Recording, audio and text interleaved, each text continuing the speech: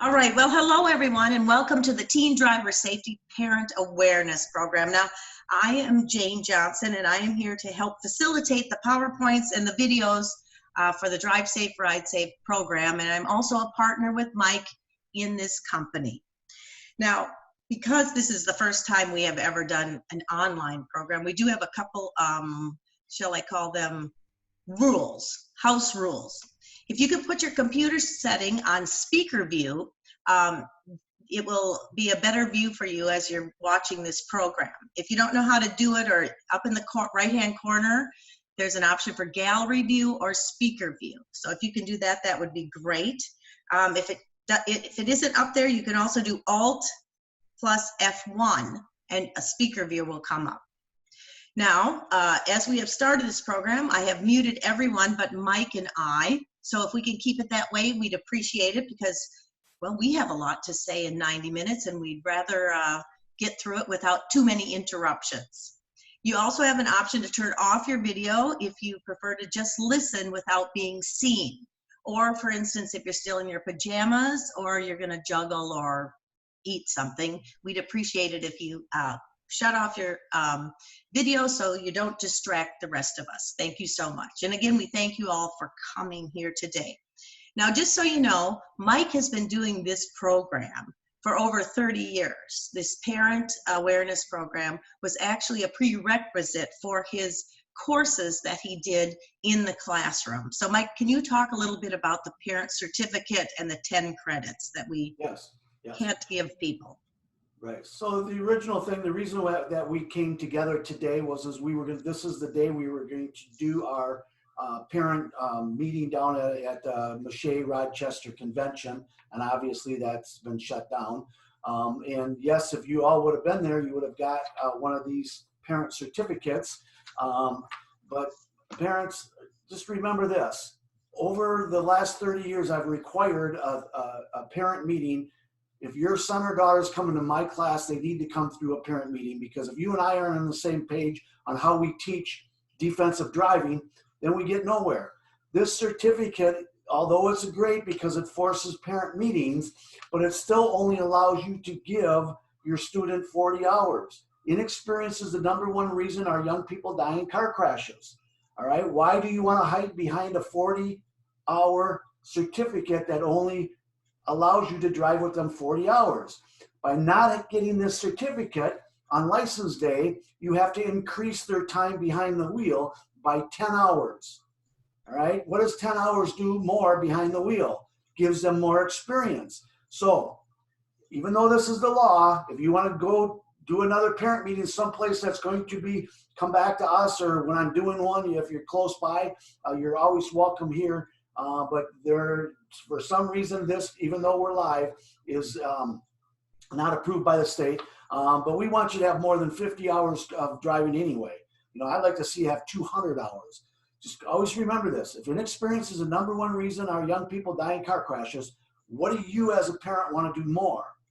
Get more experience. Go ahead, Jane. All right. Well, how do you feel right now? I guess we like to ask parents that, and teens. Like, are you unsure about driving? As a teen, are you a little anxious about having your parents teach you to drive? Or maybe you're freaked out?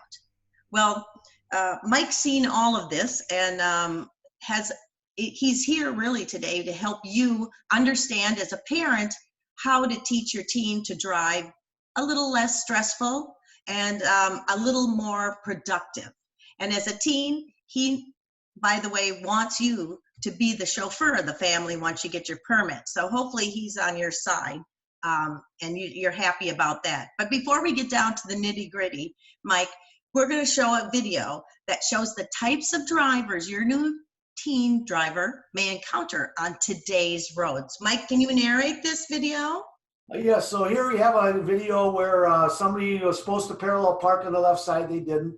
The #1 thing you want to teach your teenager when you're driving is we don't go from the brake to the gas. You just never do that because this is what happens. This whole video is about that. Slipping your foot off the brake onto the gas, runs into the building, this poor guy's moped. As a professional instructor, you always need to know where those front tires are. Look at the tires turned in, and what's going to happen? just like the video right before that did. What did they do? They slipped their foot off the brake into the gas. Boom. Uh-oh. And young people, do not take shortcuts because it's there's always a dip in the road. That'll get you in trouble. Dad, I sunk the car. And then this is a requirement of your driver's ed right here. This is a young lady that's obviously wasn't taught very good how to do a 90-degree backup. The clock is going to actually start speeding forward. But think of the line of people waiting to get through this parking lot while this person tries to park her car. She couldn't get in backwards, so she's going to try frontward. She's got it right there. She's back. Look at 3 minutes and 30 seconds. She's still working this. At the bottom of your screen, a guy's going to go over to that white car and say, can't you help this poor thing? Notice we're pushing 4 minutes. Can you imagine being behind this lady? Okay, he's going to get out of his car and he's going to run over there and say, lady, give me the car keys. Oh my gosh. She gets out, throws her hands up, says, they never taught me this in driver's ed. Well, she probably didn't take driver's ed, but here he goes. It took her 4 minutes and he does it in 5 seconds. And he gladly hands her the keys and says, you have a great day, ma'am, because I am. And then away we go. Traffic moves on. Be very frustrating. Mom coming home to a gated community. She's driving a stick shift. Notice how the car rocks. Okay, she's gonna pop the clutch. And when you start driving with your teenagers, you got to remember to tell them to let that steering wheel go. There she goes. She rolls the car because she was holding the steering wheel too tight. Son, get over here. Help your mother. Never mind. You just take her coat and her purse. And then she gets out and rubs her head. Oh, dear George. And then they walk away. Oh, look at those front tires. Now, this person should actually have their license suspended indefinitely when you see what's going to happen here. Here we go. Not once, not twice, but 3 times. Away we go. And if you're going to get your oil changed, make sure you look at directions. Oh, Dad, I sunk it in the pit. That's going to cost some money. And probably you're not going to get the oil changed anymore. And here's a young lady that decides to get gas on the wrong side of the car. Now remember, these gas pumps have recoils on their things. Tiny lady, she drags it, scratches the trunk. She's going to give it a tug and it fights back. There it goes. There she goes. I love that one. And then if you're going to follow your buses out of secured lots, you need to wait your turn because you'll get a stop sign that was unintended. So there we go. These are the drivers we do not want you to become. Get the kids. That's right, Mike. And one of the things why we are here is that we do not want your teen to be on Mike's blooper reel in the coming years. Now, we know that every teen driver crashes, but do you know that 50% of teens crash in the first 6 months of driving? Inexperience is the #1 reason for teens crashing, and 77% of all crashes are caused by driver error. Now, we believe that you as a parent should want your teen to do better than that. Of course, as a teen driver, we hope that you would like to do better than those statistics. And really, that's why Mike is here today, because he's going to help teach you and your teen how to do or drive better than that. Now, one of the things that we talk about Mike is that he was a veteran crash investigator and a driver safety expert for over 30 years. Now, I know some of you out there may say, well, that just makes him old. But let me tell you, it doesn't make him old, because his age and his life experiences have actually made him really good at what he does, which is teaching teens to be intuitive drivers and help you be safer, and better in driving. Excuse me, but you weren't always like that, Mike. Absolutely not. Your first time you drove in your dad's car, I think you had a different kind of experience. Yes, I did. And by the way, this old guy up here, look at the wisdom here. It's wisdom. Anytime you can get wisdom, take the wisdom and run. Forget the old part. But anyway, my first time driving, we all want to get our driver's license the day we can. I got mine on my 16th birthday. And as soon as you get your driver's license, what do you want to do? You've never wanted to go get milk or bread for mom or dad. But now, hey, can I take the car? I'll go get your milk. I'll go get your bread. I'll go pick up Johnny. I'll go pick up Susie, whoever. Of course, that's what I wanted to do is we want to go show off to all of our friends that we got our license, drive through town. So my dad handed me the keys, and he said this to me. These are his exact words. You put one scratch in this car, one scratch, you will not live to see tomorrow. Whoa. Now, my dad was 6'4", 325 pounds. And when he spoke, you listened. So what my dad didn't tell me there was, because we're taught not to crash. That's the way it's been throughout history. Don't you dare speed. Don't you dare crash. And of course, he was one of those teachers. But what he didn't tell me to do is what do I do when the drunk driver comes across the road? What do I do when the person runs the red light? What do I do when in today's world, that texter comes flying over, that inattentive driver? So that's what we're here. That's why we're here. Well, you know, Mike, you started as an insurance agent. And so you were selling insurance, obviously car insurance to people. But I think what determined your destiny to become a driver safety expert was the fact that there was a very determined mother. Right, and that's why we call them mama bears, right? Right. So in my insurance agency, in the building across the hallway was a mother whose son was just turning 15, and she knew I was already licensed with the state to teach driver's ed. I wasn't teaching driver's ed. As an insurance agent, what I did was I got sick of parents calling the office and wondering why their sons and daughters' insurance was so high, and we had nothing. I had nothing to tell them. Kids just crash more. So I finally picked up our phone and I called home office and said, what are we doing to change the accident rate of these kids? I know we're charging more for it, but why aren't we bringing it down? But anyway, this mother comes across and she kept week after week after week saying, you're going to teach my son how to drive. You're going to teach my son how to drive. And we would end up, because we had a local community coffee shelf and in the building, and I'd say, no, you'll never see me teaching a group of teenagers how to drive. Well, one day she just came to me and she said, what do you need to teach my son to drive? And I said, give me 15 kids in a room. Well, she delivered the baseball team and a room at a church, and here we are 30 some years later. That's right. Well, I'm glad she did it, Mike, because I appreciate it as a mother, as we talk, which I'll talk about later. But the next thing I want to talk about is your philosophy, which is to teach your teen more than just the basics to pass the test as a parent. You need to teach your teen, or you should want to teach your teen, to learn good driving habits and learn how to avoid a crash. Now, Mike, one of the key elements in your classroom is you talk about defensive driving. And can you talk a little bit about the key defensive driving elements that you teach the teens? Right. So, you know, the number one killer we have in car crashes are head-on collisions. That's not number one, where two cars collide like this. Airbags, seatbelts are all great, but we have no airbag seatbelt to ride down the energy of our heart and brain, and that's what kills us in car crashes. We talk about benefits to the right. Next time you're on the road, I want you to always look at the right and look at the benefits. If that car comes across the center line, if a car runs a red light, a stop sign, doesn't matter. If they do come after you, I want you to look at your benefits always to the right. You're going to find benefits 99% of the time. And 99% of the time, you will find no benefits to the left. And there is a 1% time that happens, and we're not going to get into that because of the time we have right now.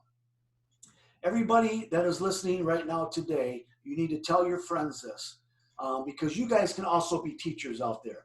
The ditch is your best friend. And all of us have best friends, and we never met that best friend yesterday, did we? You don't meet a friend and say, oh, let's be best buds forever. You might say that, but it takes a long time to become best friends, okay? Your ditch is your best friend. You cannot wait to meet that ditch until when you need it. You need to be ready. You need to know if you go into that ditch, if I roll my car, you need to know if that's going to happen. How deep is the ditch? How many trees are in the ditch? Where are the telephone poles? Because if you need it, you want it. And it will save your life almost always. This here will almost always take your life. This here will almost always take your life. So always remember, to the right, to the right, to the right. Go ahead, Jane. Well, this video, we have a car cam video here that is part of our curriculum, in which Mike, it's kind of an anatomy of a car crash. In this, we're going to show how, what to do, or Mike's going to explain about a wrong way driver. And this again is a video example of, if you don't know what to do, you can be in trouble. Okay, this session here is about how fast your day can change. And you know, when you're driving on a freeway, I want you to always expect a car coming down the wrong way. You know, when you have your outstate people that have never been on freeways come down to your cities, or come down to where they have to drive on freeway systems and they're not used to doing it, it's very easy for them to go the wrong way, especially at night. So if you have headlights coming at you, you always want to pick that exit. And once again, let's just get back to the benefits of the right. You know what? That shoulder to the right, that ditch to the right, every freeway you go onto, I want you just to look at all the exits you have to save your life in the right lane. And then when you get around big trucks and you can't see the vision, what's going on in front of them, you need to give it more space. So here's what we're gonna have a car coming down the wrong way of a freeway here, and you can just pay attention to that panel truck right in front, and notice how this is captured on another dash cam, and you can notice that as this gets closer, the person that's got the camera going doesn't really see what's going on until the hit happens. So here we're going, driving down the road, and it's just a normal day. Trucks in the, it looks like a 4-lane road, and boom, see how quick it happened? Now tell me that truck did not see that car. How could that truck not see that car? But that's how quick it happens. That's, again, why you want to look up. If you see brake lights and things happening up in front of you, you need to get ready, because that stuff they're seeing something you don't see. And remember, if you were in the right lane there, all you need to do is take the ditch, and you're the one that's going to walk away and live. Well, Mike, you know, that we use that example because in this next story, Daddy, something happened with this young woman and she didn't know what to do. So yeah, this is just a humbling story. I hate this story. My wife and I were sitting having coffee on a Sunday morning, and I got a call about 7 teenagers that were killed or actually 6 teenagers. 7 teenagers were killed out of 8 in a double car crash. Alcohol is involved, and the driver of one car was a 16-year-old girl, and she's the only survivor, and she's laying in the hospital in a coma now. Her 5 passengers had died, and 2 others in the other car had died. So I didn't know the extent of the story as of yet, but I'm sitting there having coffee with my wife on a Sunday morning when I get this call or get this story. And what it was under our graduated licensing law, it says that you cannot drive between the hours of midnight and 5 a.m. unless you have a licensed 25-year-old in the car. You cannot have more than 1 passenger for the first 6 months, and anybody that is in that car has to be buckled up. So if you have 5 seatbelts, you're including the driver, so 2 in the front, 3 in the back, you can only have a maximum of 4 passengers plus you, the driver. So anyway, this young lady, 16 years old, has her license for 30 days. She went home on Saturday night, and her friends decided to go to a party, and they were drinking. And at 1 o'clock in the morning, they give her a call, and they say, "Come get us. We've been drinking, and we don't want to ride with anybody that has been drinking." So she takes it upon herself to not get parents involved. And I just think of that statement, not get parents involved, when you hear the ending of this. So she jumps in her car, remember, licensed 30 days, takes off, picks up her 5 friends at the party. She's on her way home to start delivering them to their houses when all of a sudden she is faced with a head-on collision. And so they have a head-on collision. And what happened was the car that hit her and her 5 friends hit them at a 2 feet offset head-on collision. That's almost 99% of our head-on collisions are 2 feet or less offset. Well, the car that hit her went up over the top of her. They rolled up on their side. There was 2 young men in that car. The car ignited into flames. They skid 250 feet. That's almost the length of a football field. They burned to death in the car. The car, even though it was burnt to a crisp, it still reeked of alcohol. The driver here and her 5 passengers, the driver is now critically injured. The 5 passengers that she went and picked up are all dead. Okay, so we have 2 dead here, 5 dead here, a 16-year-old girl that have broken 2 legislation laws, laying in the hospital in coma. So I said to my wife that morning, I said, you know, honey, you know, everybody's, the dead people, my heart goes out to them. But we have a 16-year-old girl that's going to have 7 counts of vehicular manslaughter charges. She's going to have guards waiting outside her doors. They're waiting for alcohol tests to come back. In Minnesota, it's 0 tolerance. That means not a drop. So if her 5 friends are drinking, why isn't she drinking? So, because nobody knew the story yet. So anyway, 3 days later, she comes out of coma. Thankfully, she had 0 alcohol. She was the smart one that went home. She was the dumb one that went and picked up her friends. She should have probably got a parent involved. And her words, her first words to her dad was, "Daddy, daddy, daddy." They kept coming at me, and I didn't know what to do. It ended up the 2 guys that hit her were over 4 times the legal drunk level. They had the last 5 bars they were at should have not even served them.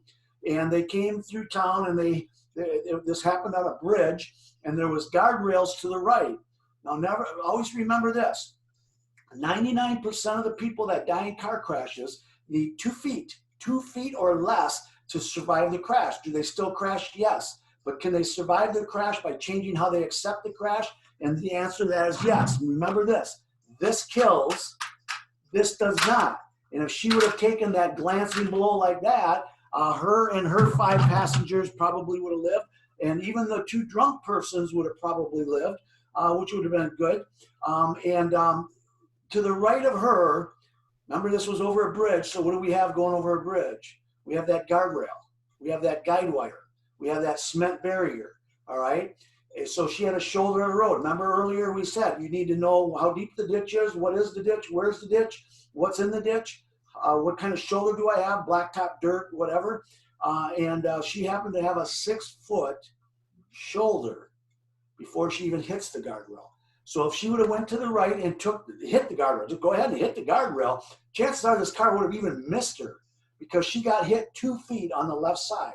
She had 6 feet to the guardrail. So if you put the equation into that, she's all the way over to the guardrail. That car goes right on by. They probably run into the guardrail head on and bounce back into their lane. So sad story, but you know what? We can learn by it because we want you to know, listen, this is what you do in a head-on collision.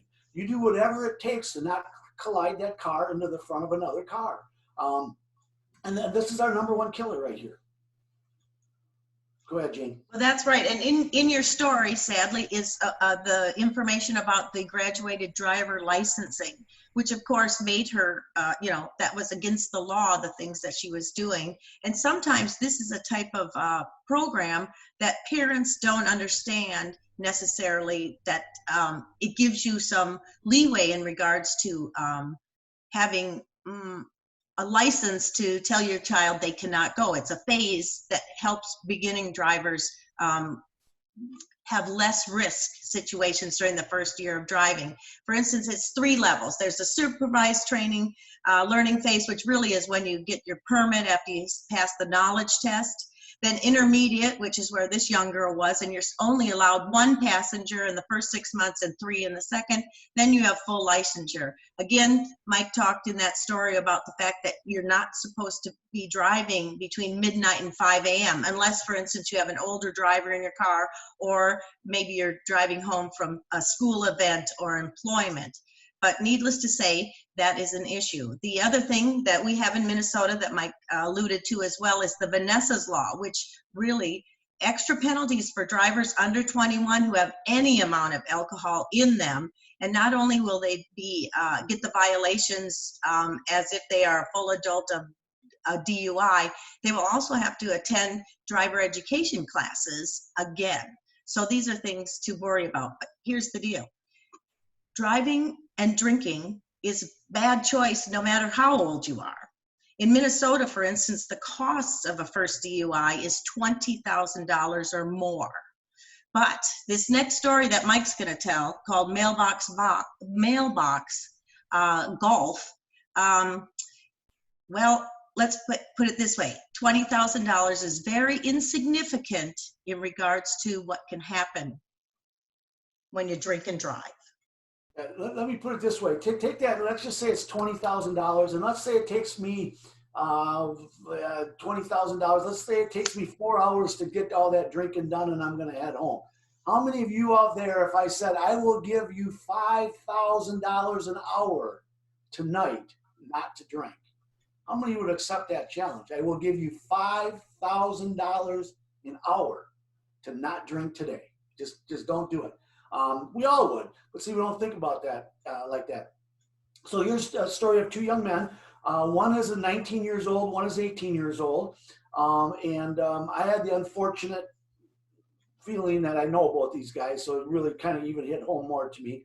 So one guy is 19, had graduated a year in advance. The other guy is 18, and he just graduated, and they're at a graduation party out in the country in someone's barn. Alcohol is going on. Of course, graduation parties, you get a lot of people, and the party's boring. So they decide that they're going to go out and play mailbox golf.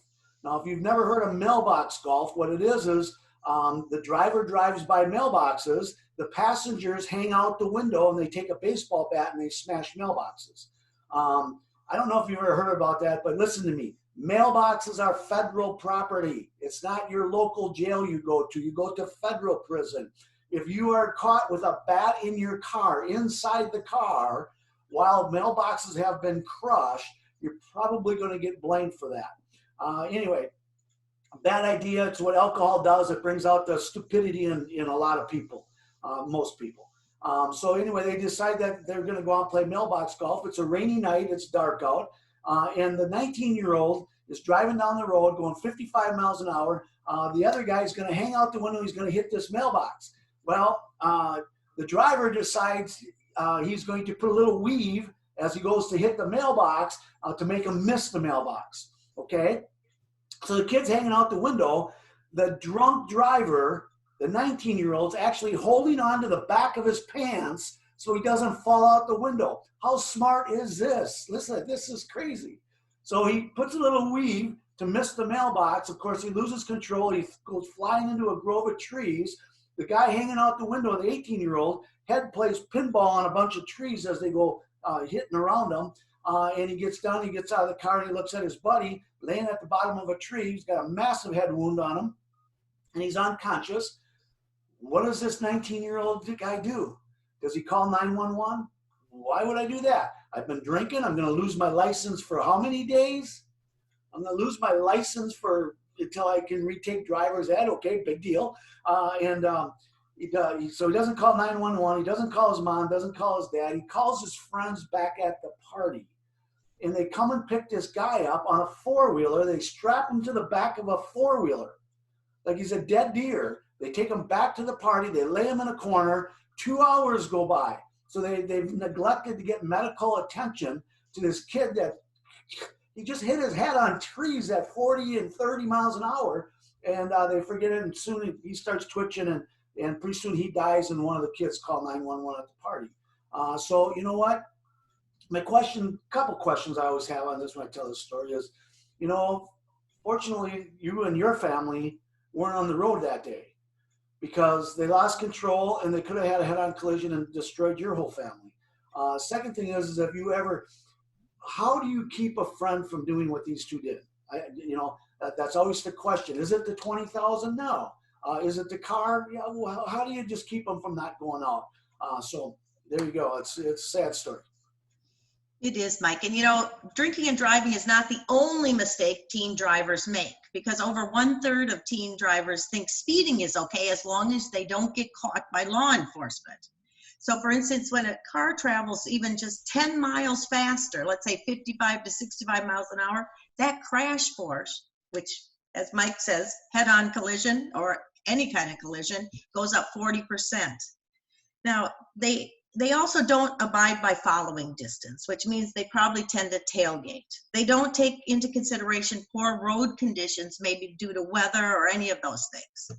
Of course, in the case of my two sons, perhaps it was a combination of these mistakes. Now, the reason that I actually am a partner in this driver education program is because, well, both my sons totaled cars within 6 weeks of each other. Now, here's a picture of them. They're on the right there. It was during the trend of where they highlighted their hair with dye, blonde little streaks. And then that's me on the other side. I was traveling a lot, working on a show called Diners, Drive-Ins, and Dives. Well, for me, when I listen to these stories, I think sometimes it brings me to an interesting place, should I say that. I had no inkling that driver education programs were not created equal. You see, my kids played hockey and I traveled. I wanted them to get their license so that I didn't have to drive them to hockey practice all the time or try to find rides for them when I was gone. So I just found, the local high school driver ed and sent them on their way. I had literally zero, except for paying the bill, involvement in my kids' driver training experience. Well, this is what happens. During the summer after my youngest son just got his license, he came with a friend. We went down to Cannon Falls, which you Minnesotans know where that is in southwest Minnesota. It was 104 degrees temperature, heat index, and we were sleeping in a tent in a campground. Let me tell you, we needed, in the morning, ice. So I sent my son and his friend in our SUV up to the little store while I started to make breakfast or get things organized, and mainly to make coffee. So I'm there, and I said, go up, get some ice, and come back. Well, I'm busy making my coffee and trying to figure out how to make eggs and bacon over the fire, and I lose track of time.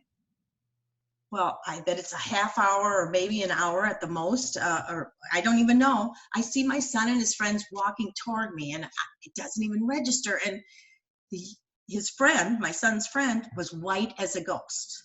And my son, I look at him, and he has blood dripping down his forehead. I'm just like standing there, like I'm not even registering what's happening. And my son leans in and goes, Mom, don't be mad. Well, needless to say, my son and his friend went up to the store, and it wasn't open. The store wasn't open yet. So they decide that they would take a joyride on the dirt roads around the area, which had not been groomed that morning. And they took a corner too fast and rolled the SUV. Now, had I seen that SUV before I saw them, I would have thought they were dead, or at least maimed, but they were not. So that's story number one. And by the way, we got to get a ride home with another friend who had an RV. It was just an exciting time for us. But anyway, my older son, then it was his first day of as a senior in high school, and he decides he's going to put 5 boys in his car, which again, the GDL thing, either I didn't know about it or maybe it didn't exist at the time. But he piles 5 guys in his car, mainly because he had bought a new car over the summer and was thinking, I'm going to make them pay for gas, right?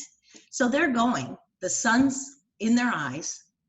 I don't know what he's doing, if he's paying attention or not, but the car in front of him stops.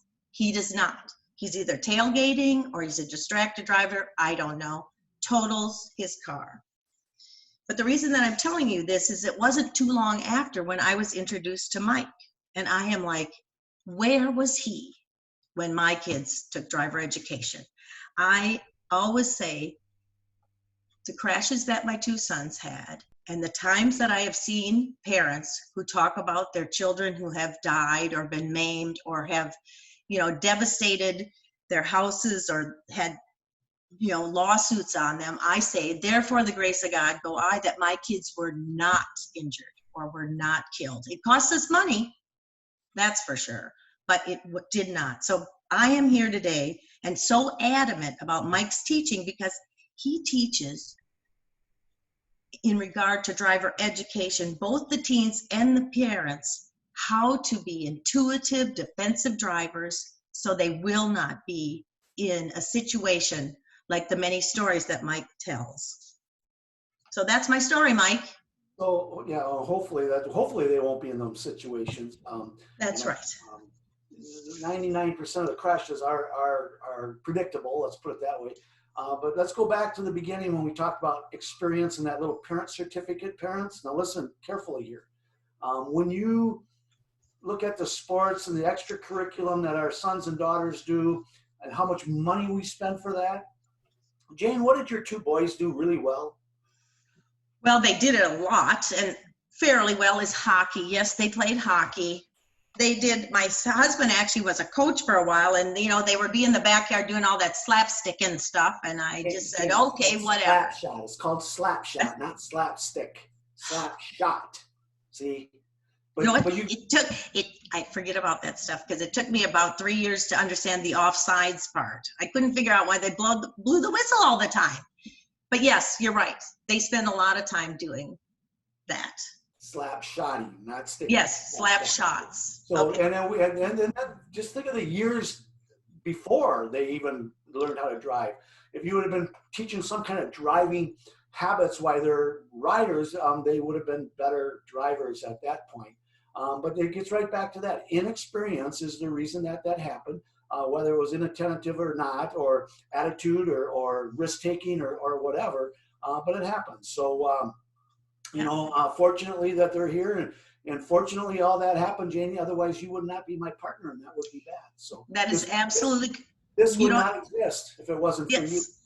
Well, that's exactly right, Mike, is I am grateful that I am here with my story and hopefully can help other parents do better. So yes, that's my story and I'm sticking to it. Okay. But let's talk a little bit about typical teen crashes. We've talked about them a bit, but let's talk about these top three, I'll call them. Okay, so now these aren't the number one killers. These are the number one, these are how accidents are. So the number one accident our young people have is rear-ending somebody. You know what?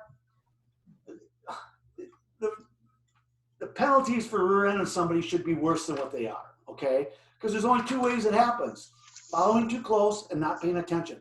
Unless you get hit from another car and get pushed into another car, if you rear-end somebody, you should lose your license, because that's the only way it can happen.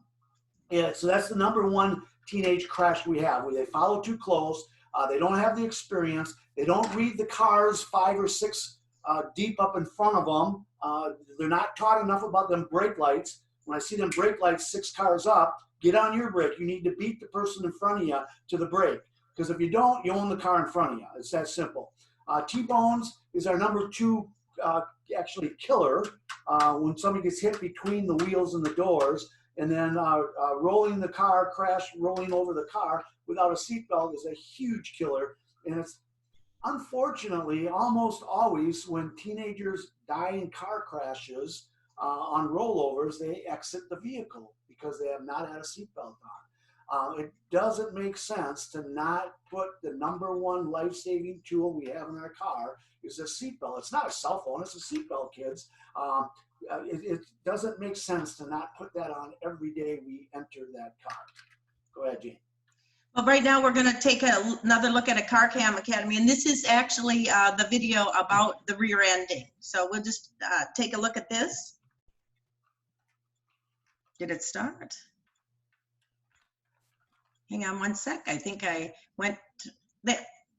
This session is about the number one accident young people have, and that is rear-ending somebody. I want you to know, the only way you can rear-end somebody is by following too close and not paying attention. Those are the only two ways.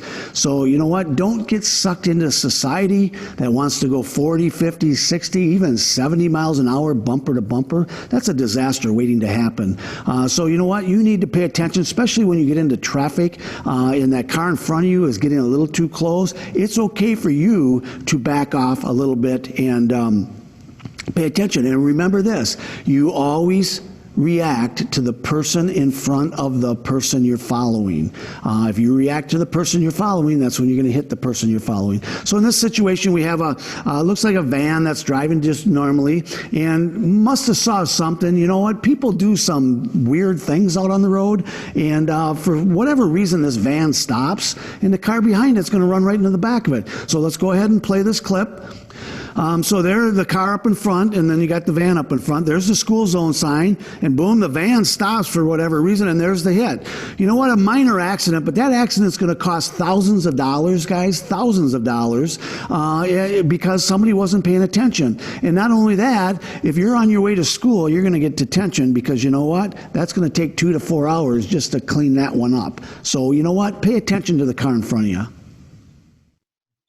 Okay, Mike, the next lesson or next video is the T-bone. We want to just show people a little bit about what happens in this T-bone.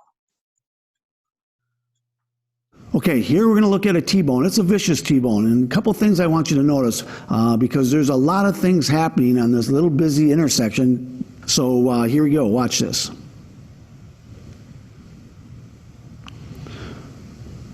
Okay, so we're going to bring that back. And here's what I want you to notice on it now.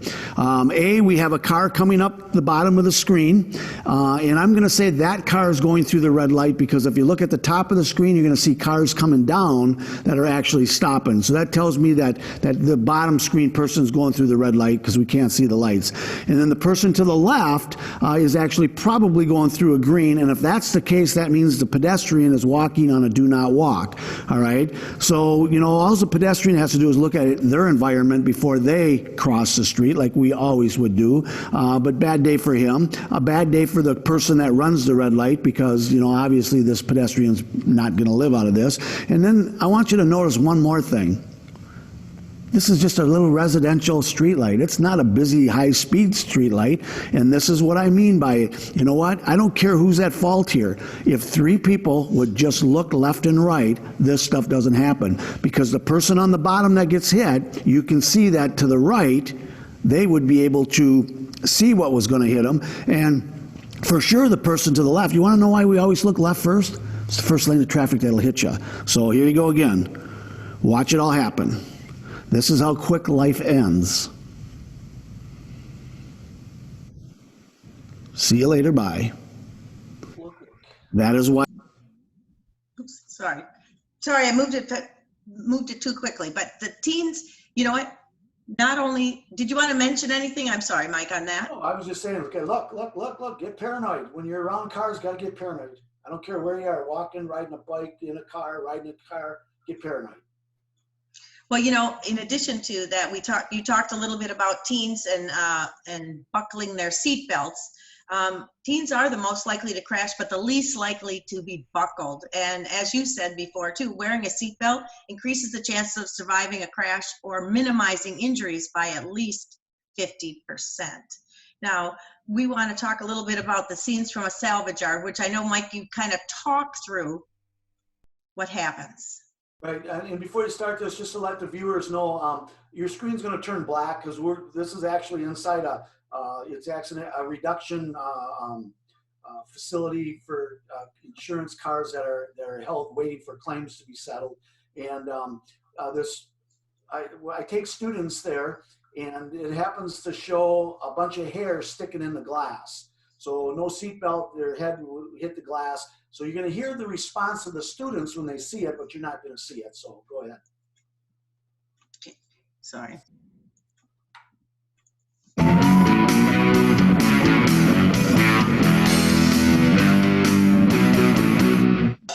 See the hair right here? See the hair right up here? Ew, yeah. Right there? Oh. It's all right here too. Yeah. This is probably a perfect face, nose right through. But see how See how your windshield right now is all, it's like a big, heavy rug, okay? And you'll see here, little hair fragments on here, but face goes through right here. See how that's a rug? Now watch all the pieces of glass come out. See it? See the glass? I'll try and stick my hand in there and show you. Watch this. Watch all the slivers of glass, because this is what gets into your skin. Does anybody know why they have to put traces of lead in all of our auto glass? Anybody know why? Because if they didn't, they'd never find the glass in your skin. X-rays, the lead shows up in the X-rays. Now watch this. This is why. So your windshield is, once you break its integrity, where it's all smooth, then it just becomes a heavy rug. See that? Now watch the glass splinters come out. See it? All those get in your face. They get in your body. See them all they're little tiny pieces. See that? See them? And now they have to find all them. There might be 1,000 of them in you. All right? See it? See them all come out? So that's where you get, when this is an arm that came in and out, or it's probably the nose right there, and an arm probably came out. See how it pushes out? When you go back through, that is when it just cuts you, okay? Now picture the head. Picture the head pushing out, and you didn't get thrown all the way out. Now you're gonna go back through. That's when the glass just starts to eat you up right there. So, you know, this is enough seatbelt talk, but guys, have you been convinced enough that seatbelts are really, really important? And you don't just take it off for one trip around the block, because you never know when this is gonna happen, okay? So, pay attention.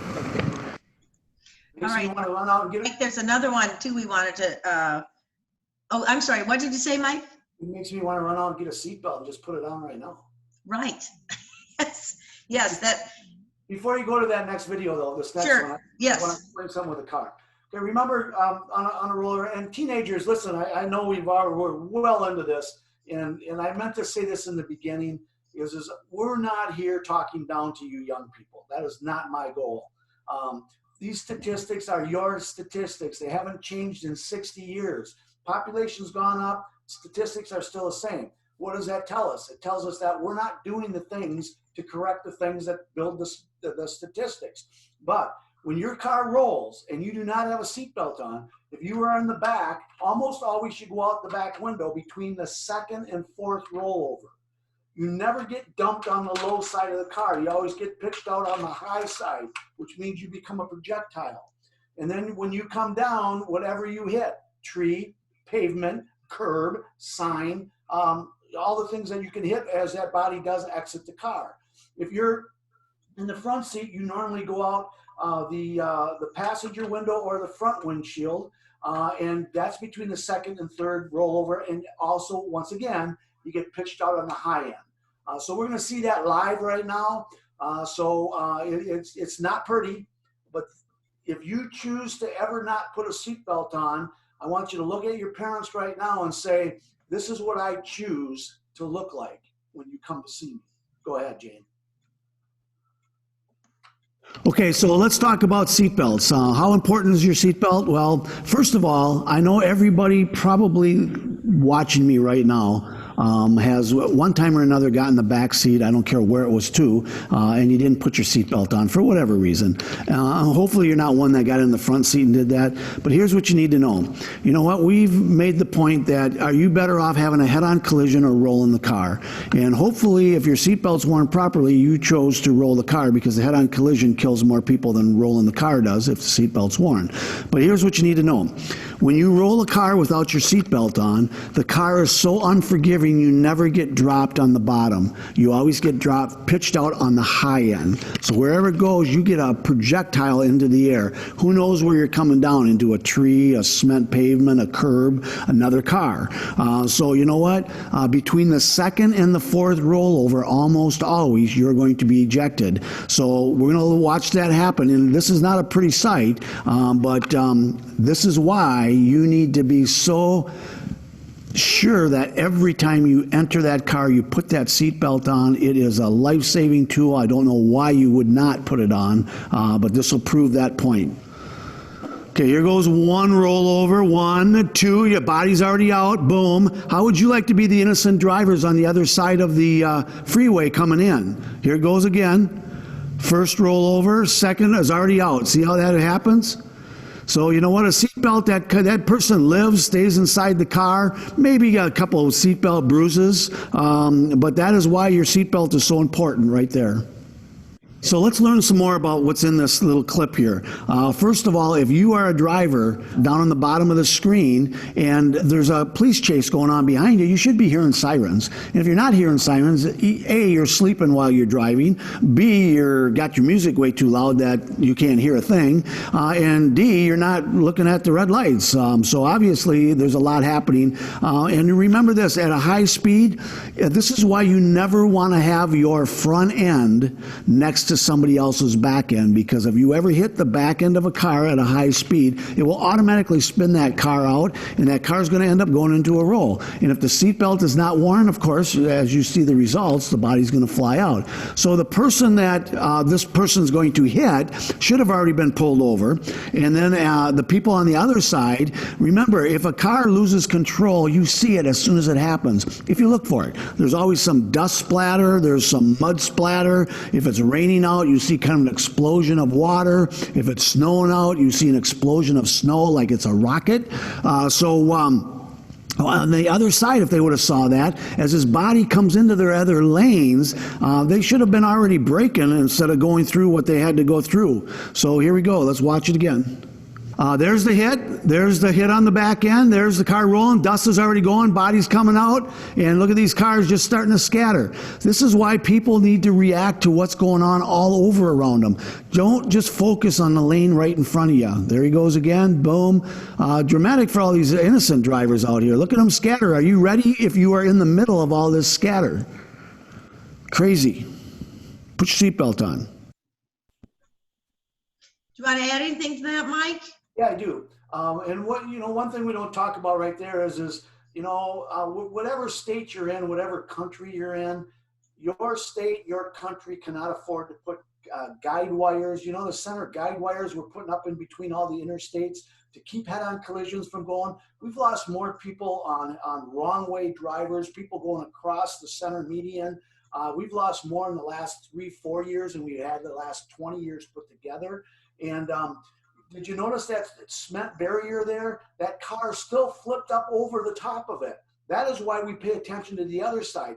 Just think if that cement barrier wasn't there. All 5 or 6 cars that hit this driver or came into this driver on the roll would have all been potentially killed if that car would have come into their lanes. And I hope you noticed your benefits to the right there. Because if you were stuck in the left 3 lanes there, you are stuck. If you are over in the right 2 lanes, you have nothing but daylight to go to and save your life. So it works. Well, Mike, we've talked a lot about crashes and accidents and all that thing, but we know the good news is that they're predictable and preventable, which you've been talking about through this whole program so far. And knowledge is power, and we want you to know that parents and teens, by the way, have power, because you have power to understand and learn this material and these methods that Mike teaches. Now, one of the things that he always is adamant about too is the earlier you teach your kids about driver safety, the better. So I want to start, Mike, by having you talk a little bit about Spunky Sammy and the school bus driver. Yeah, I love this story, and this is a long time ago, but it's a great story. So Sammy happens to be my granddaughter, and she was 3 years old at this time, and she was taking my daughter. Her mom was taking me. I believe we were actually going to pick up a driver's ed car, and we were on a 55-mile-an-hour two-way street, highway. So think of that, 55 miles an hour, cars going by like this. Now, I got a question for everybody out there right now. How many of you would stand on a two-way street, 55 miles an hour, or 60, or 45, stand on the center line and put your arms straight out like this? Who would do that? Question is, why wouldn't you do that? Because it would be suicide, correct? Think of how trusting we are every time we let another car come by us. We don't know what that driver's doing. We don't know what they are. We don't know what distractions going on inside their car. If they just blow a left front tire, guess where they're coming? Boom, right into you. Are you ready? So we read traffic coming at us. So anyway, we were going down the road, and I noticed that my daughter had her rear view mirror turned into the back seat talking to her 3-year-old daughter, Sammy. And as cars were going by us, 5 or 6, which I call the number one killer. So I said to her, her name was Tara, my daughter. I said, Tara, what are you doing? You just watched 5 killers, number one killers go by you. You didn't even know they were on the road with you. Instantly, you're the driver. You die first. Your daughter's in the killing zone on the left side of the car. She goes second. I'm over here on the right side. I'm probably going to survive if my seatbelt's worn properly and I have that airbag. And then she had a 1-year-old son, my grandson, he was behind me. And of course, her words to me was, oh, Dad. No, don't oh, Dad me. If you're going to talk to that kid in the back seat, you're going to pull this car into the parking lot, and then you're going to talk to her. But you're not going to go by all your number one killers and ignore them. And see, this is why people die in car crashes. This is the distraction inside the car. It's not just the phone. It can be the passengers. It can be whatever. So if your friend has the mirror turned down to their friend in the back seat, you're over on the right, slap them alongside the head. Tell them, you know what? Keep your eyes on the road. So anyway, I look back at this little girl, and she's got these big blue eyes, and they're really glossy, and she's going to start crying. And she looks at me, and she says, Daddy, don't yell at my mommy. And I go, no, she goes, Grandpa, don't yell at my mommy. And of course, I yell back, I'm not yelling at your mommy. You know how it goes, So anyway, I gave her a job. I said, Sammy, anytime you see your mom's eyes, your dad's eyes, grandma's, grandpa's, whose ever eyes touch this mirror, tell them to get their eyes back on the road. Well, she became the biggest pain in the butt you wanted in your back seat. Back then, they didn't have all these video screens that you could watch movies and all that. They didn't have the phones. So anyway, she goes to school, her first day at school. School bus driver is bringing her home, stops the bus, parks the bus, gets out of the bus, goes over to her mom and says, what's with the kid? Every time I look in the mirror, she says, get your eyes back on the road. Every time I go by an intersection, she didn't think I looked at it. She said, thanks a lot. You just took out my hip. So here we got a 6-year-old kid telling a school bus driver all the things he's doing wrong. But that's the power that we can teach at a younger age. I've always said, if we can get people to be more aware as riders, they become awesome drivers. And by the way, she just finished her 2nd year of college. So that's how long ago the story was. So go ahead, Jane.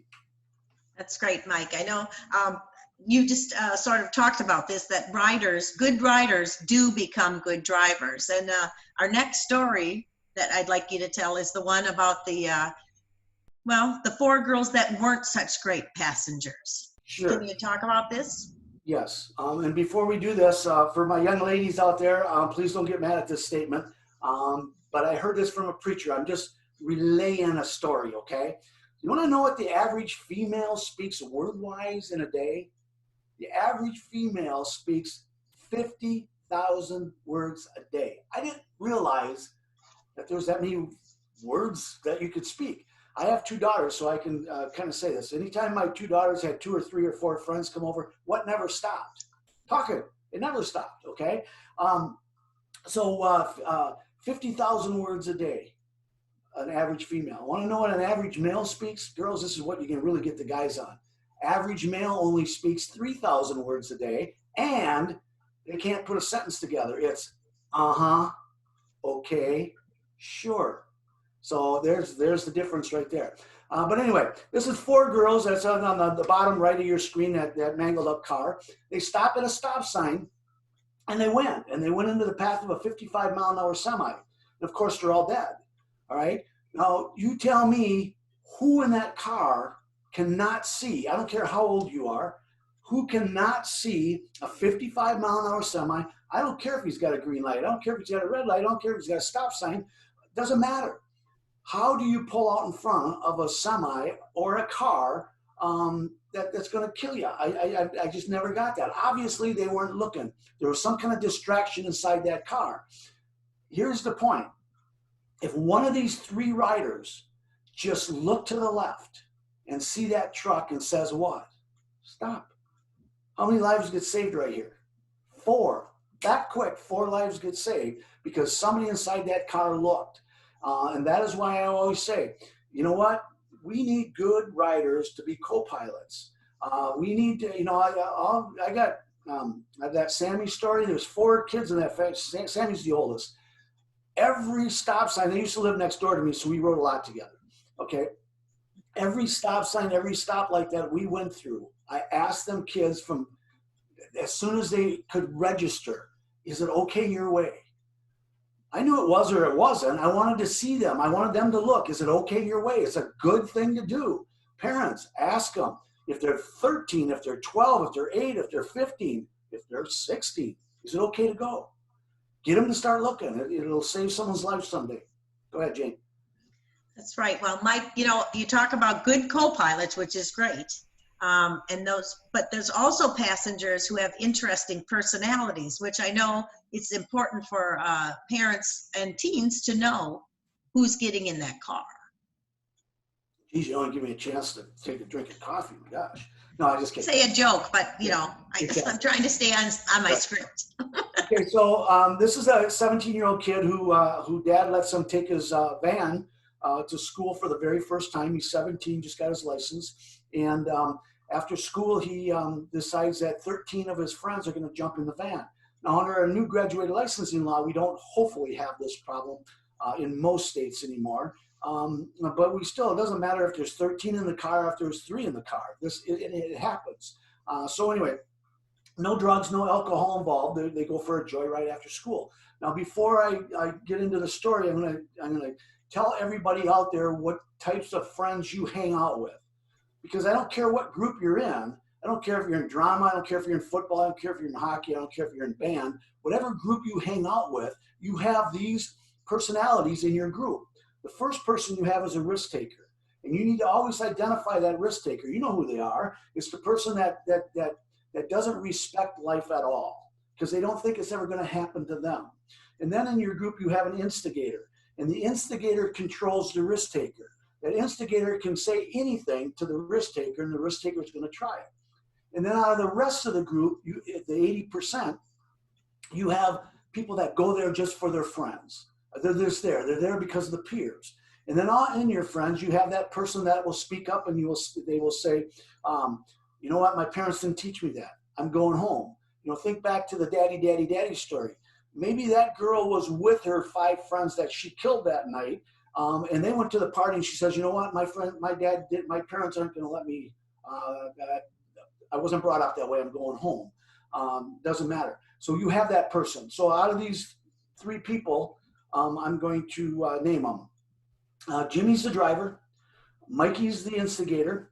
And then we'll say the straight and narrow is Sally. And then the rest in the car are just there for the ride. So they get going down the road. And of course, Jimmy starts to drive fast, and Mikey says to him, the instigator says, Jimmy, come on, let's see how fast the old man's van goes. Well, Jimmy thinks that's a great idea, so he even goes faster. And then Mikey says, come on, Jimmy, you can even go a little bit faster than that. So Jimmy says, oh, that's a great idea, so he even goes faster. And then straight and narrow Sally in the back speaks up and says, boys, none of us have our seatbelts on. You need to slow down. You're going too fast. Well, that's all an instigator needs to hear in a car, that somebody is afraid of what's going on in the car. So he tells Mikey, or he tells Jimmy, speed it up. Let's go faster. Sally's ready to wet her pants. Well, anyway, he loses control, and he wraps the van around a tree, and 14 people are dead. His 13 passengers and him die. Bad statement, but correct statement for you students out there, actually even for you parents. Jimmy's parents don't know how fortunate they are that Jimmy killed every one of his friends. Because if he puts one of them in a wheelchair, think carefully of this. Be careful what you wish for. One of them end up in a wheelchair from the neck down. It's a $50 million mistake. $50 million mistake you cannot get out of. Yes, the lives are going to haunt you forever. But when you get into the liability part of life, that comes after the poor judgment of driving, it gets very, very expensive. So in this car, if one of them would have just said, Jimmy, I'm sick. I think I'm going to throw up. What do you think Jimmy does? He doesn't say, oh, my dad carries puke bags in the back seat cushion pocket. Go ahead and blow it in there and then throw it out the window. He's not going to say that. He's not going to say, well, blow it on the floor. He's not going to say, roll the window down, blow it out the window. Why? if somebody pukes out a window going 50 miles an hour, you know what happens? It flies down the side of the car, chunk, chunk, chunk, chunk, all the way down. Some goes inside the car, some goes down where the window goes down. And then every time you roll the window up, oh, I got a streak of whoever. Oh, yeah, it's Mike again, you know, and it stinks and all that stuff. No, when somebody says, hey, I'm sick, I'm going to throw up, guess what the driver does? Not in the car, not in the car. That is your exit. It will work for you every time. If your driver ever starts to get where he or she is not being very intelligent, I'm sick, you pick up that cell phone, you give a friend a call, give me a call, give somebody a call. Do not get back in that car. They'll come and get you. And you're probably going to save a whole bunch of people's lives there. So go ahead, Jane. All right. Well, in addition to poor passengers, we also have another distraction out there today, and it's called cell phones. So right now, we're just going to watch a quick video because a lot of people think that they are fantastic texters and could easily text and drive. What do you want to say? Before you start this, Jane, let me just talk about this a little bit because it's really hard to read the captions sometimes, audience. Yeah. So this driving school, what they decided to do is as kids came in for their driving lessons, they said for the requirement of your driver's license now, you have to drive while talking on your cell phone. So they're going to actually give them lessons and show them that they have to talk on the cell phone, kind of as a trick. And what they're doing is they're using reverse psychology to say, oh my gosh, I can't do this. But it's on a course, watch it. It's hilarious. So just read the captions.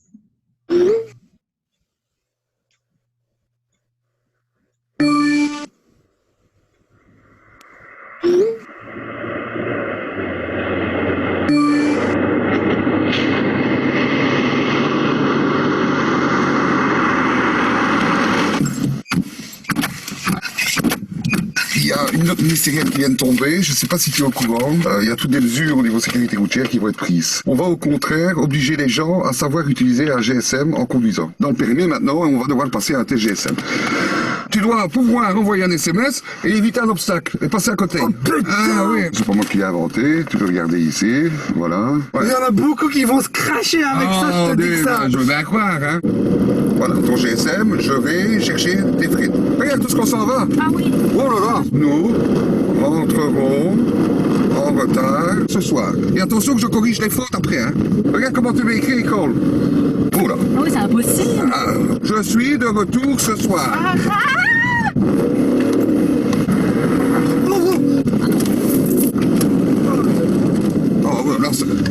Oh, ouais, là, là, ça te valait, hein. Bon, t'imagines, ça c'est un enfant. On va, vas-y. 443. Honnêtement, j'ai l'impression d'être un connard qui ne sait pas du tout conduire. Voilà, en fait. voilà, exactement. J'ai écrit n'importe quoi, hein. Tu n'auras pas ton permis à cause de ça. À cause de ça? Oui. Bah c'est dangereux ce que vous faites. Si la loi passe, je roule plus. Non. Tu tournes, oui, mais... Regarde la route.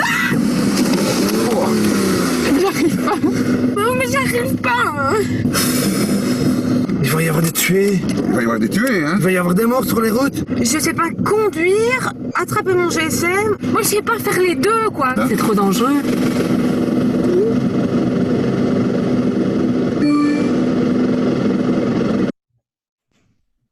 very interesting. That's crazy. It proved to them they couldn't do it. So and they actually even admitted it. So anyway. Texting You know, it's very telling because lots of people brag about how good they text. Exactly. Now, for time's sake, we're going to watch this today and see how it works. But Mike, I know you have a kind of a new twist on how to avoid a distracted driver. Should we take a look at it? Sure. Let's do it.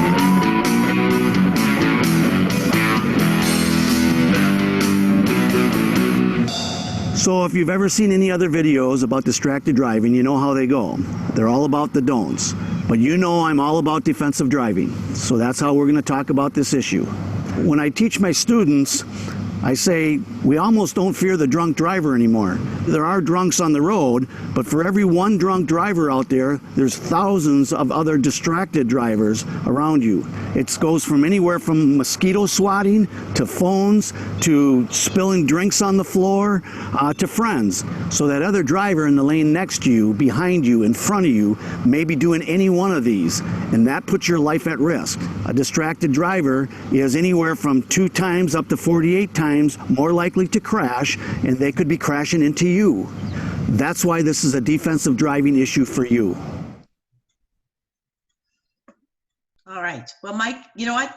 I also want to talk a little bit about how important the knowledge test is. We have to pass that. But when you actually get into behind the wheel stage of driver education, that's when you really need to know how to manage a vehicle and learn how to drive. And we have a video that was one of our first resources that we made that you said was important, Mike, which was about how to step by step have a parent teach their teen to drive.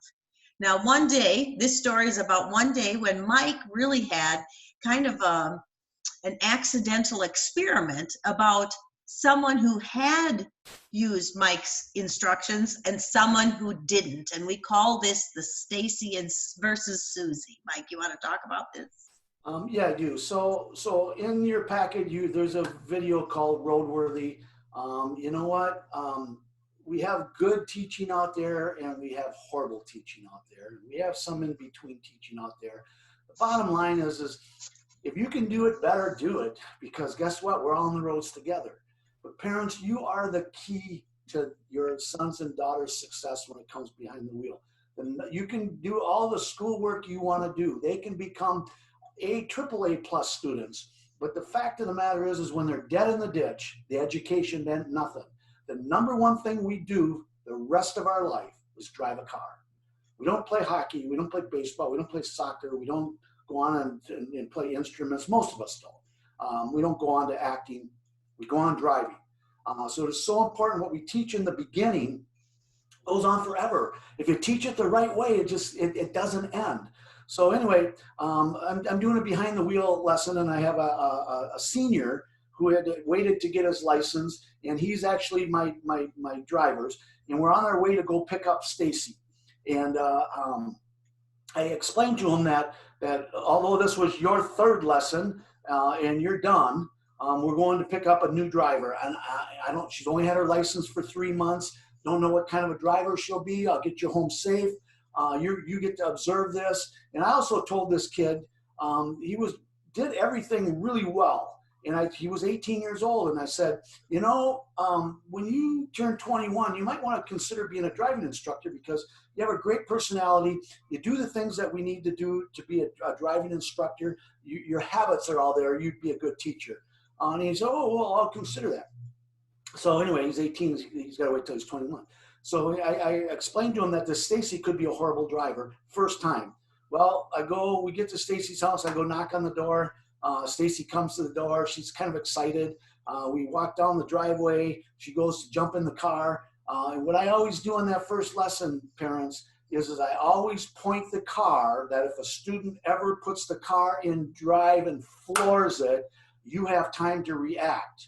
You never let them back the car out of the garage the very first time because you'll have a double garage door, one on each side of the garage. We call those drive-through garages. So anyway, we're going down to the car and she runs around to the right side and she's going to get in the passenger door. And I said to her, Stacy, this is a driving lesson. You're not riding, you're driving. She says, oh my gosh, I went to a parking lot once with my mom and my dad, and it was just a disaster. They won't even drive with me anymore. I said, really? I said, 3 months. 3 months have gone by, and you've only driven in a parking lot once, and your parents were so feared. Remember that picture in the beginning of this where the mom was just going, like this. I can't do this. So anyway, I get Stacy out. Well, every right turn, every left turn, she's up on someone's yard. And we're maneuvering, I always drive around for 10 minutes, get them used to the car, see how they're going to turn, see what their acceleration. Unfortunately, it happens to be about 3:30 in the afternoon in a very busy city in Minneapolis, and it's rush hour. and I got this person that's never been on the road before. I got an 18-year-old in the back seat that I got to get home. And let's just put it this way. We had a lot of horn honking at us. We had a lot of one-hand salutes using different fingers.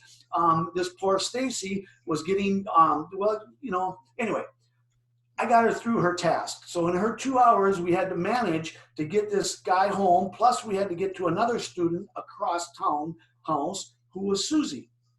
So, you know what? I'm an experienced guy at this. I love the challenge of Stacy, but this was a total parent mistake, is what it was. So we get to Susie's house, and I have to explain to Stacy. Stacy, Susie's had her permit as long as you've had, approximately 3 months. I actually believe they were actually in the same classroom for the permits. And I said, I don't know if she's been driven. I don't know if she's got experience. Yes, she might be as inexperienced as you are. I want to say she might be as bad as you are. I didn't. I say inexperienced as you are. But we'll get you home safely. So enjoy the ride. By the way, when we dropped that senior off, when Stacy dropped him off, he looked at me and he said, by the way, Mike, my career as a driving instructor, that ain't never going to happen, just because he watched Stacy drive. But anyway, Susie comes out of the house, gets in the car, adjusts her mirrors, adjusts her seats. She's checking out everything. She's laying her head on the shoulder, checking out her blind spot. And I'm going, whoa, whoa, whoa. I'm trying to talk to her, and she says, I got this. Puts the car in reverse. She backs out of the driveway. She's doing everything that like she's driven for years. And I kept saying to her, I said, Susie, who's your driving instructor? Which one? Your parents? Are both your parents this well with you? Because normally one parent, it's usually one that does it, and then the other one just wants nothing to do with it. We both need to get involved. She said, no, Mike, you are. You're my instructor. I said, well, I'm your instructor here today, but you know what?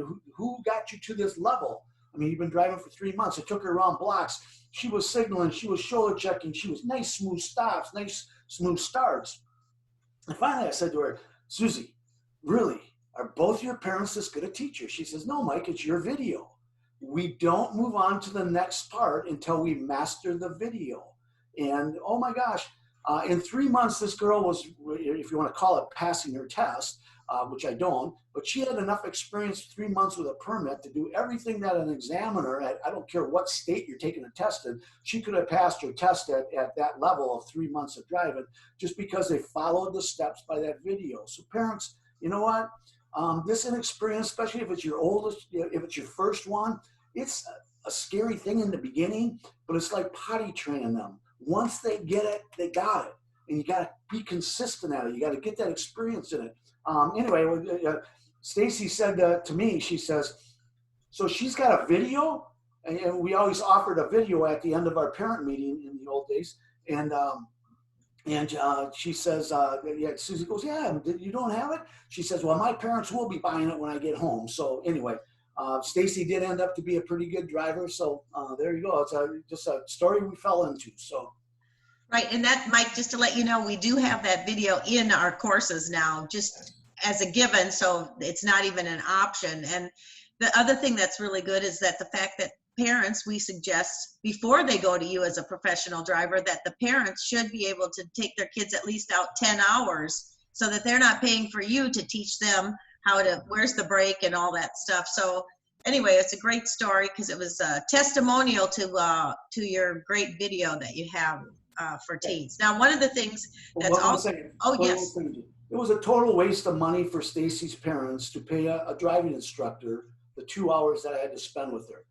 Because Stacy didn't really learn anything on me having to maneuver through this busy part of her life driving, where she should have been more comfortable behind the wheel instead of me telling her everything she had to do at a very quick rate. This is what you need to do. Me grabbing steering wheels and trying to help her out that way. So the little parts that we do in the less busy areas before you go take that first driving lesson will certainly ease the student and the parent. So. Well, I know you say when they have a permit, Mike, that they should be the chauffeur.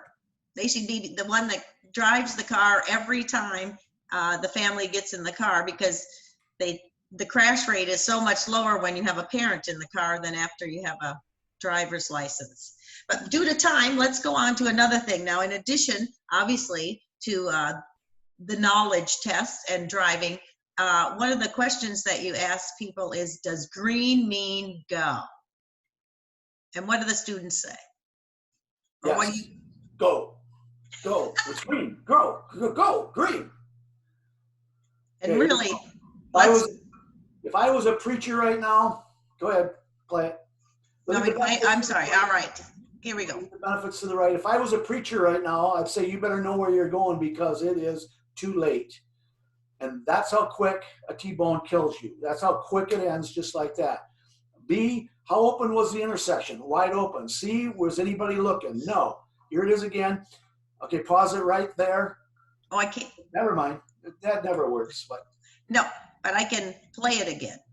okay, so look at that red car, parents, students. If you and your whole family was in that red car right there, and this car did not go around you, it rear-ended you, where did it push you? Sent you into the intersection, and you and your family were just killed. So think about all the people in your car that were just killed because of a car coming up behind you. You know, the hardest thing to teach in driving is how do you recognize the car that's going to rear-end you behind you when you're sitting at a stoplight like that? Now, I don't want you to get so involved that you're checking out your rear view mirror and then you hit the person in front of you. But parents, we need to recognize what's going on behind you. Remember this, a great driver, an awesome defensive driver, always has their exit planned before they need it.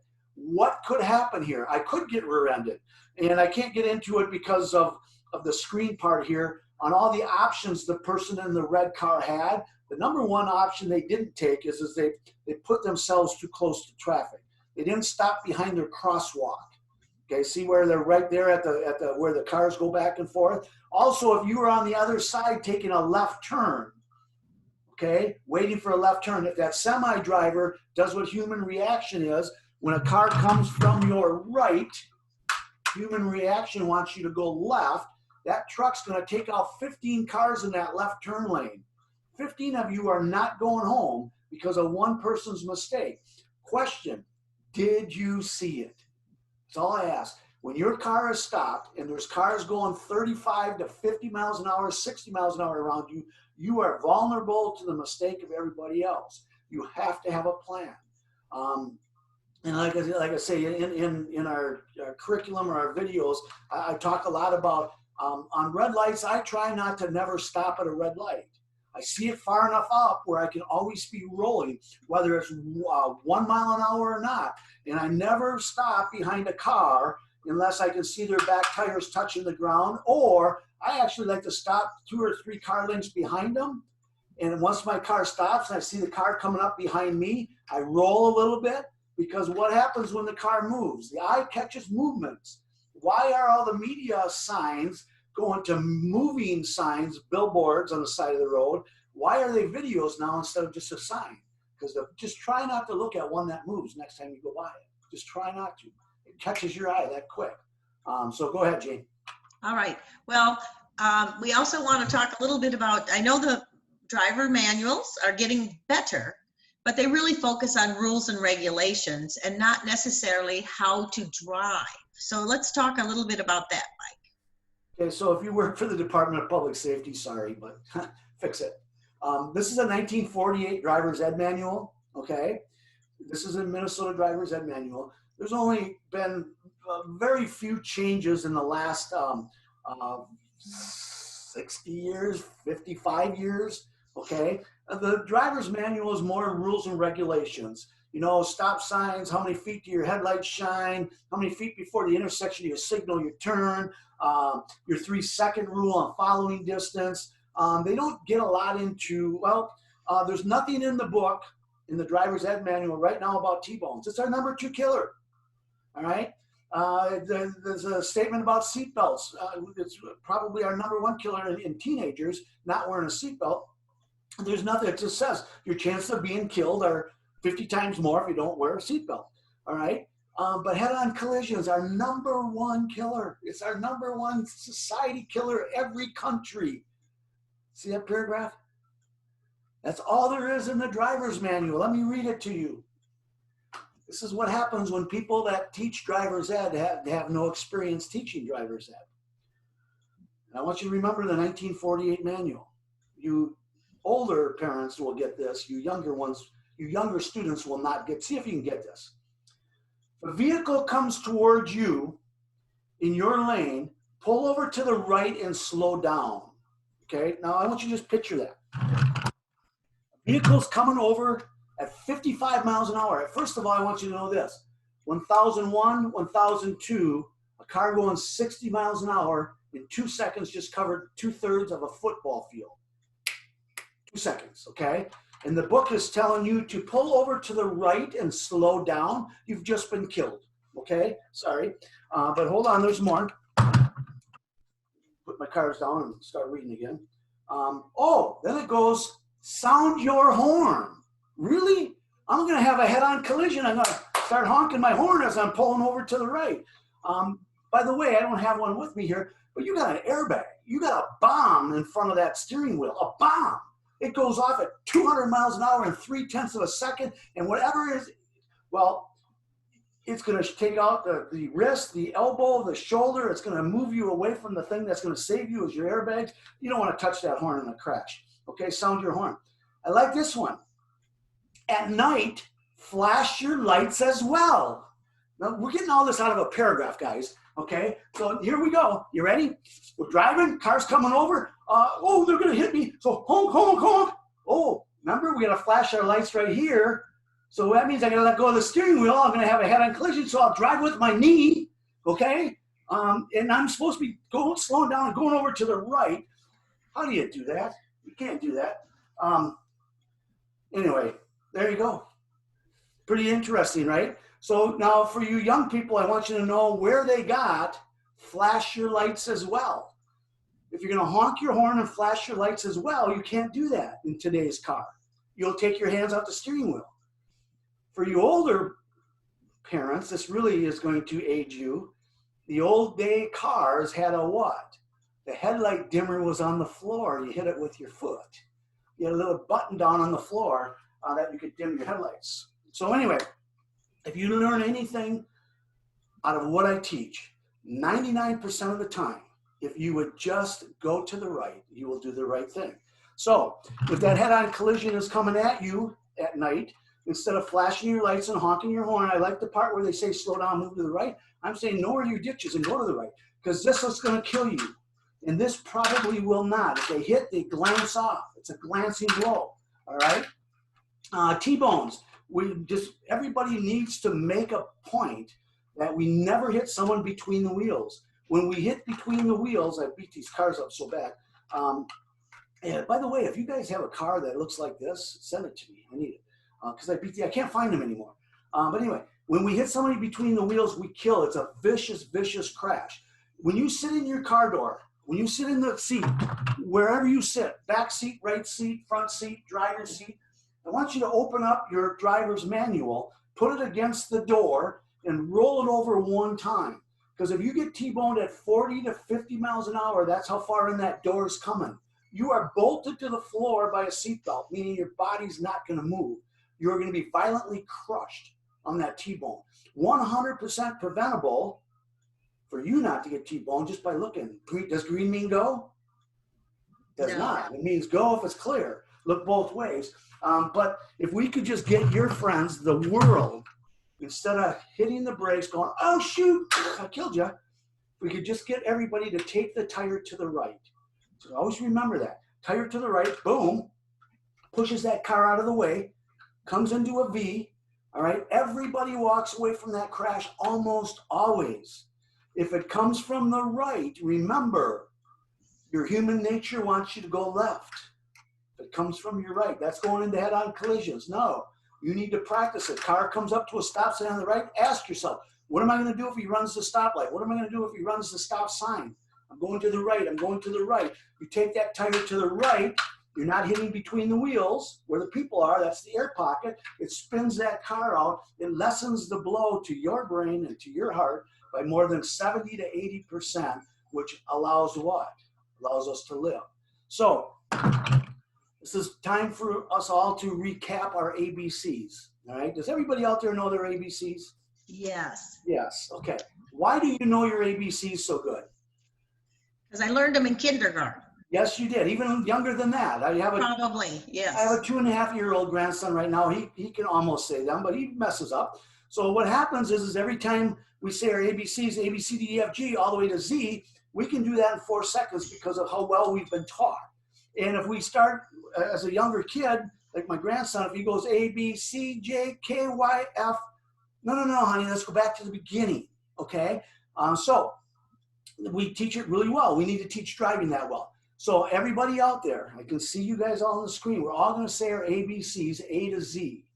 You get 5 seconds, okay? If you don't participate, we're going to unmute you, and you have to sing a school song to the rest of the audience here, okay? I want to hear you. Everybody on 3. 1, 2, 3, go. A, B, C, D, E, F, G, H, I, J, K, L, M, P, Q, R, S, T, U, V, W, X, Y, Z. Okay, boom. We do. It's less than 4 seconds. It's good. That's because we've been taught that way. Now I'm going to give you 10 seconds, and we're going to go backwards. Just try this. This is a great exercise to show us what happens in a crash. We're going to go backwards from Z to A. You ready? You get 10 seconds. Every letter you have to think of is that crash happening, and you're going, what do I do? Okay? Remember, daddy, daddy, daddy. Okay, here we go. On 3. 1, 2, 3, go. Z, Y, X, W, T, U, nope, U, T, V. Okay, then, if you didn't write it down, you're horrible. You're horrible, okay? Mm-hmm. But see, that's what happens in a crash, guys. All of a sudden, you're faced with that. You haven't been taught what to do with that. Remember, my dad gave me the keys. Don't you dare put a scratch in this car. You won't live to see tomorrow. What he should have been teaching me is, what are you going to do when the drunk driver comes across the center line? What are you going to do when the texter? What are you going to do when that car runs the red light here? What are you going to do when the car runs the stop sign? How do I see it? How do I look at the front wheels as they're going? Okay, how do I, when a car's coming into a stop sign, I can see if they're going to run that stop sign by how fast the wheels are going. I can tell if a car is going to turn in front of me on a left turn. Why? Because I look at the front tires. Front tires never lie. Okay, so if you learn anything out of this, just remember our ABC's driving. Everybody say this 3 times. To the right, to the right, to the right. Everybody go. To the right, to the right. To the right, to the right, to the right. Head-on collision. We're going to the right. Boom. You're going to take that glancing blow. T-bone. We're going to go to the right. Car in front of you slams the brakes on. Remember the van that got hit earlier in the video? Did you notice the car that got hit was going to the left into the center turn lane? If that car would have just went to the right, guess what? They just said, oh, shoot, to the right. Boom. The car that's going to hit you is going to go hit the car that's going to, anyway. To the right, to the right, to the right. It works. Well, you know, Mike, that's great. And we're almost out of time because this always happens to us because it just does. We have so much information. I mean, by the way, this hour-and-a-half program is a small inkling of the information that Mike has. And so we just want you to know that we just want you to be aware of our resources. It's not that we're selling anything today, but we want you to know as a parent and as a teen, you have a choice, and you need to pick the right choice that's for you. You should want your teen to be a better driver as a parent. And as a teen, you should want to be a better driver. And me as a mother, I am here, I'm loud, I'm proud, I'm an advocate for the fact that getting the right driving school, which I vote for Mike and his information because of his unique background with the crash investigation mixed with driver safety, making it important, practical, and proven is really the choice. And so I want you to get on our website and take a look at what we have to offer. Right now, most of it's for full-time homeschool kids, but we're hoping that legislation will change that and we'll be able to give it to everyone. We also have what we call a discount insurance seminar, which is avoiding the learning curve. And of course, a newest thing that we have, Mike, is the live Q&A, which is coming up Sunday. May 3rd is the first. You can look at the link there and take some, and hopefully join us. It's free for the first month. And Mike, here's some things that they're going to see just briefly. Some of the topics that we're talking about, and it's really 8 things every driver needs to know. And again, Mike's going to be teaching that, and it's really casual. It's just really a talking point. And if you're a teen that's taking our course, it's a great way to even contact and check in with Mike to see if you have any questions about the curriculum that we have. And to follow up, if you want to tell us what you think, we have info@drivesaferidesafe.com, and put safety awareness in the subject matter. Mike, what do you have to say? Okay, so enjoy the journey with your teen driver. Teens, enjoy the thing. I just want to make a statement here. I humbly stand up in front of you and say I don't have all the answers. I do not. I just know what over my life, investigating crashes, watching crashes, seeing the beginning, the end, and the middle, on all the ABCs of the accident, that the people that have head-on collisions die. The people that have the T-bones between the wheels die. The people that glance and hit here and hit there and change the outcome of their crash almost always live. The person that has the seatbelt on when the car rolls, we don't know when the car rolls, usually almost always lives. It's just such a life-saving tool that's available there. So like I say, I humbly stand up in front of you and say I don't have all the answers. But parents, be careful when the friend next door hands you all the driver's ed stuff and says, here, now just get the certificate. Because what you've done is they've already used the material that's used. You're only getting parts. It's like buying a car that's been totaled out and they put it back together. And they take all the safety parts out of it. We had so many calls of, we never heard that part of it. Well, that part was missing out of the book. Well, don't take somebody else's book. It's a used book. And that's what I'm saying. Parents, find out who's teaching your kid. Ask questions. Look at it. You know, don't be afraid to spend money on your kid's life for the rest. We don't think of price. I had a hockey player. My gosh, he went to the state tournament. It was expensive. I had a traveling basketball player. My gosh, if I could have all that money back, I could have retired at 30 instead of, well, I'm still not retired. Remember, you said in the beginning I'm old. Anyway, don't be afraid to put money into your son and daughter because it's for the rest of their life. It's the number one thing they will do. So when it comes time for that driver's ed, seek out the courses. Talk to people that have taken it. Is it just to pass a test, or is it to pass the big test, the test of life? So see you on that Sunday chat. That's just going to be an informational, kind of a fun thing. Jane and I just decided to do it. Half an hour, some Q's and A's, bring questions in. We can make a topic of it. I just came back from, I was going over the hills of Tennessee and had a truck, a semi-truck, absolutely explode in front of me on fire. And I haven't got the video back on it yet, but I'm hoping it's there because I was just talking to my wife as we were coming down this mountain on how brakes get so hot and all of a sudden these tires just ignite. And it happened right in front of us. It was, so hopefully it's there. So things like that on where we're going to be at when we're around busy things. So back to you, Jane. All right. Well, thank you, Mike. And thank you all for watching. And good luck on your quarantine and your driving experience. We are here to help. Thank you so much. I'm going to pause.